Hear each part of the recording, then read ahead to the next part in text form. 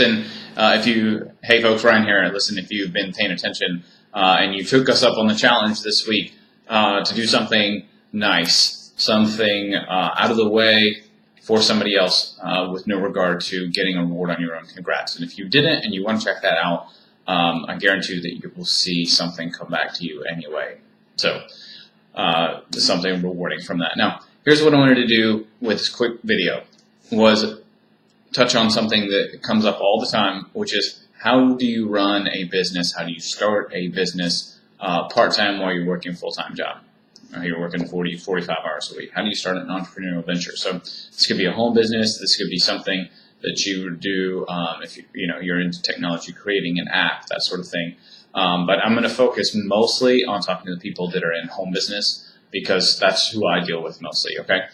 So first of all, the first thing is time management. That's the biggest issue for everybody. You can't buy more time, right? So you'll run into this one of two ways. One, and this is often if you're building a business, you're talking with people, maybe you're recruiting into your business, is an objection. I don't have enough time, right? Or number two is yourself saying, I don't have enough time. I'm overwhelmed by this. So the biggest thing then, this is number one, is time management. All right, so it's time management and sacrifice. What are you willing to give up? Where can you cut something out of your day that you're doing? Like maybe you have realized that you spend a couple hours watching TV.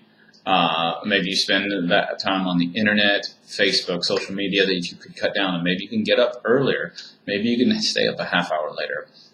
Can you work part-time through lunch? Can you work through I knew a guy he's built I think the business about $10 million right now.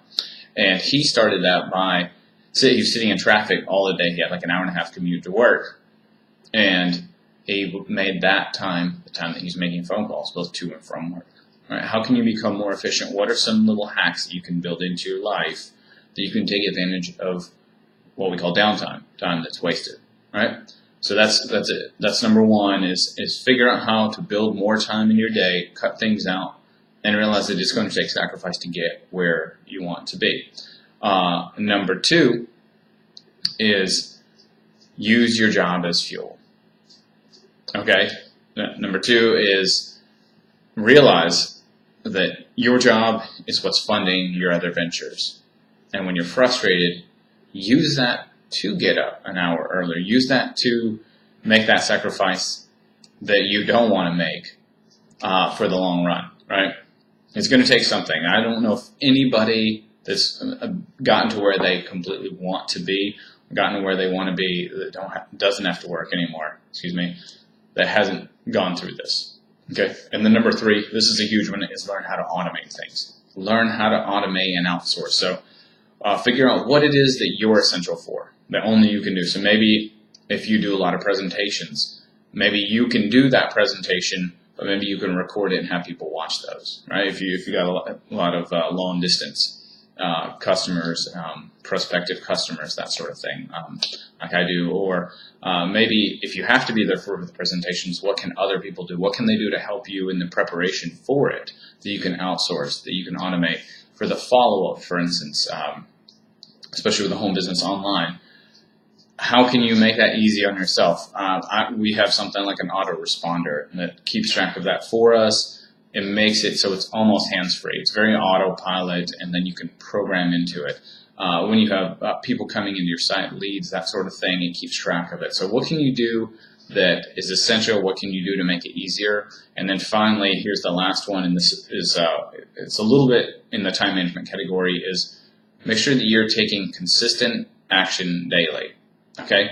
So if you don't have much time, what are the things that you really need to get done? And I know what I did, and I've read this about other people as well, is you make a list. Maybe it's 5 things, maybe it's 10 things. Probably that's enough. No need to do more than 10 things. But what do you have to get that done that day, each day? Because otherwise you do get behind. It's too much to hope that you're going to get 5 hours of work done in one night, for instance, or 10 hours at the end of the week. Whatever it is that you need to get done, but what can you do every day to keep pushing your business forward? What's necessary? What can you outsource, right? We want to be smart about this because guess what? We're looking towards the end goal, okay? Guys, hope you got something out of this. If you want to see a little bit more about what we use for automation in our training, you can click the link below for my training site.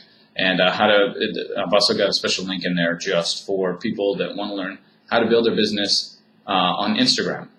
Pretty big right now. So if you're interested, click below. If not, I'll see you again soon. Take care.